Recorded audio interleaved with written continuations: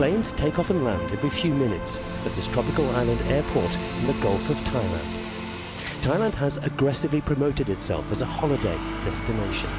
Visitor numbers are soaring, earning the country a staggering $70 billion a year. And there's more to come. Some predict a tripling of visitors by 2030 to 100 million tourists a year. But Thailand is feeling the strain. Its beautiful beaches are crowded with people, polluting its waters and destroying precious coral. And mountains of waste are piling up, so much that no one knows what to do with them. It may be time to ask, is tourism hurting Thailand? The fear of our tourism impact right now is will grow and grow and grow.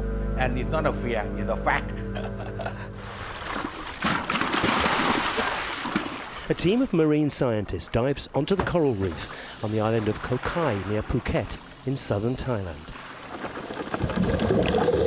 Their research shows up to 90% of the reef in this area is dead or dying, in large part due to human activity.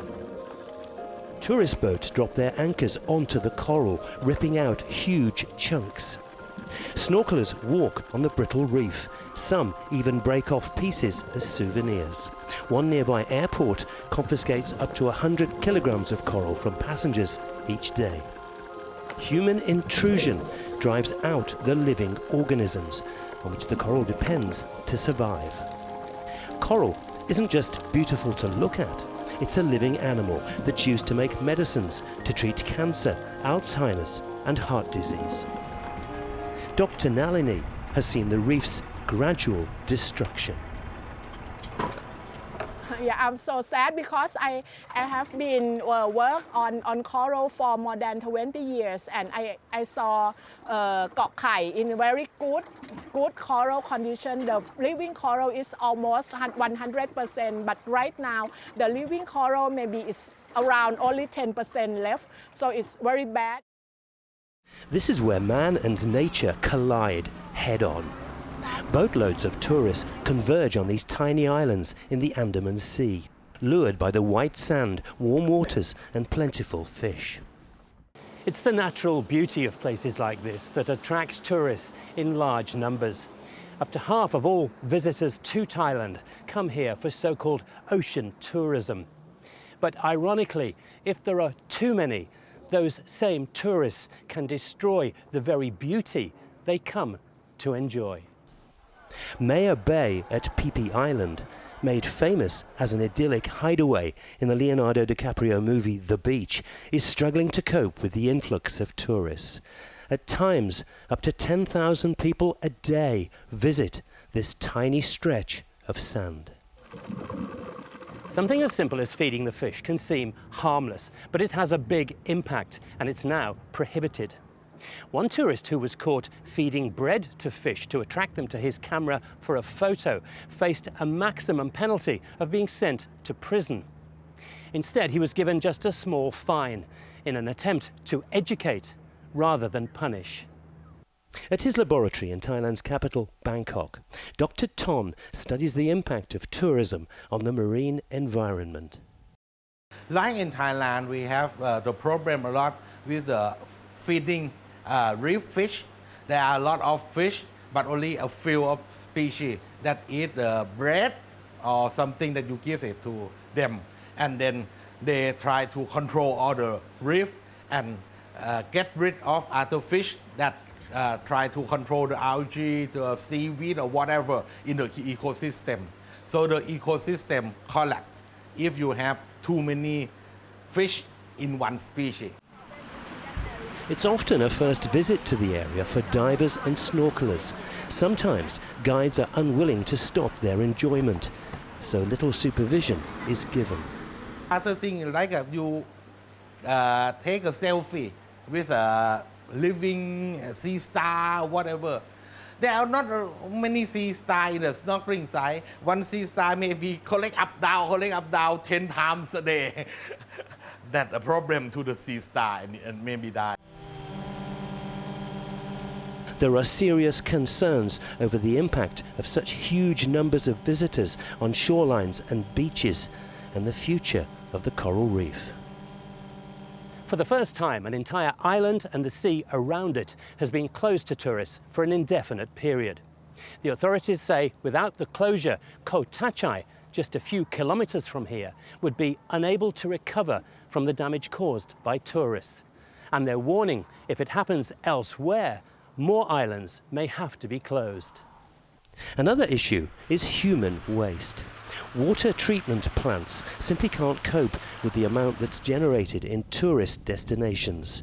Sometimes untreated water has to be discharged into the sea. Like a PP island, we have they can control around 300 cubic meter a day. Now we have 1,800. So that's a problem. For the water plant, as you can see, it require large amount of money, funding. Only at PP, we need 500 million baht. Only at PP. We have Koh Samui, we have Koh Samui, we have Phuket, we have whatever. So it may be need more than 20,000 or 30,000 million baht to upgrade every water quality plant around Thailand. This is what healthy coral looks like. A multitude of colors and a diverse mix of species. But this is in a laboratory, and a far cry from the dull browns and greys of decaying coral now found around much of Thailand's shores. We cannot stop tourist activities, but if we have a good management, like maybe we have a zonation for the people who use area in this area, like where they can do snorkeling, where they can anchoring, or where do we have to protect the area for coral to recover. It should be balanced between tourists and also the environment. Dr. Ton compared Phi Phi Island's coral reef to the world-famous Great Barrier Reef in Australia. Great Barrier Reef Marine Park in Australia, the largest marine park in the World Heritage Area. They have around 340,000 square kilometers, more than half of Thailand. They have only 2.4 million of visitors. Phi Phi Island have only 300 square kilometers. We have 1.6 million. So huge area, this amount, just only tiny area, almost the same amount. So that is one problem, too many tourists. The more the tourists come, the more they need somewhere to stay. Many areas of natural beauty have been lost to development, and the sheer weight of numbers brings enormous demands. This is the popular and picturesque holiday destination of Koh Samui. The island's permanent Thai population is just 60,000, but every year that's multiplied by more than 2 million visitors. The resulting garbage is now out of control.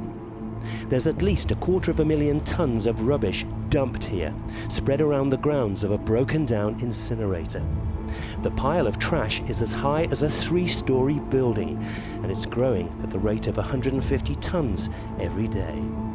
Covering it with a huge canvas tarpaulin is being considered, but in the end the whole lot may have to be taken to the mainland. เมื่อก่อนเรามีเตาเผาขยะตอนนี้เตาเผาขยะเราเสียไปแล้วเราก็กำลังจะเปลี่ยนระบบ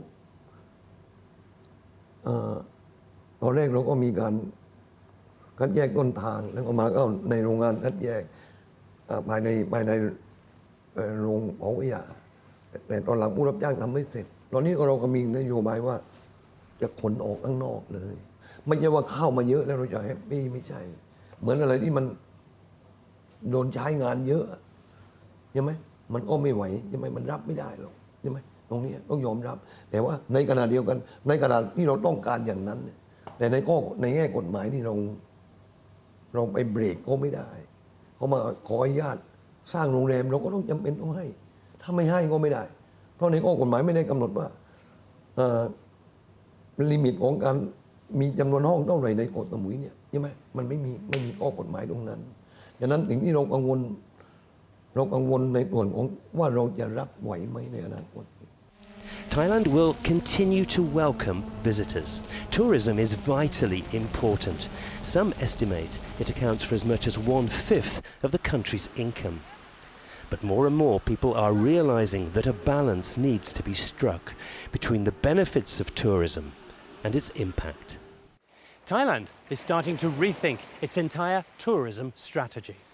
The Tourism Authority is looking into what it's calling smart tourism, depending less on volume, but rather trying to attract fewer visitors and encourage them to spend more. In years past, we were driven by numbers, lots and lots of numbers, tourist arrivals and revenue even. We're still wanting numbers, we're still wanting revenue, but what we want more than those two things is a complete experience for the visitor.